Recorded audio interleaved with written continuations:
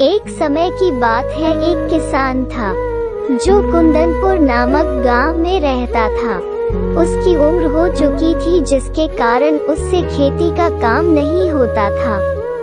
इसलिए उसने सोचा कि क्यों न वह अपनी खेती की जमीन और अपनी भैंस को बेच देगा। उससे जो पैसा आएगा उससे वह कोई नया काम शुरू कर लेगा। अगले दिन उसने पूरे गांव में चर्चा फैला दी कि वह अपनी जमीन बेचना चाहता है और उसे कोई उसकी जमीन को खरीदने वाला चाहिए। 1 महीने के अंदर उसे कोई उसकी जमीन को खरीदने के लिए मिल जाता है। उसे वह अपनी जमीन बेच देता है। अब उसे बस अपनी भैंस को बेचना था, पर उसे कोई आदमी नहीं मिल रहा था जो उससे उसकी भैंस को खरीद ले।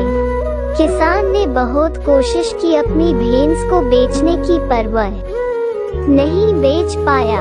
एक दिन किसान को किसी से पता चला कि शहर में मेला लग रहा है। ये सुनकर किसान के दिमाग में एक विचार आता है कि क्यों न वह अपनी भैंस को मेले में जाकर बेचे।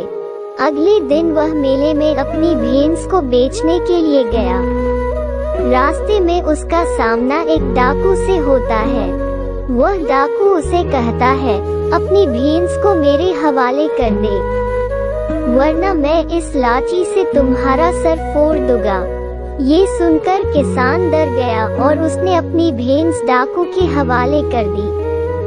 पर जैसे ही डाकू अपना हाथ भैंस को पकड़ने के लिए आगे बढ़ाता है, उससे उसकी लाठी गिर जाती है। जैसे ही उसकी लाठी जमीन पर गिरती है, किसान लाठी उठाकर डाकू को वैसे ही डराकर भगा देता है और अपनी भैंस उससे वापस ले लेता है। फिर वो अपनी भैंस को लेकर मेले में जाकर बेच आता है। अब उसके पास बहुत ज्यादा धन होता है, जिससे वो एक नया काम शुरू करता है और अपनी आगे की जिंदगी गुजारता है।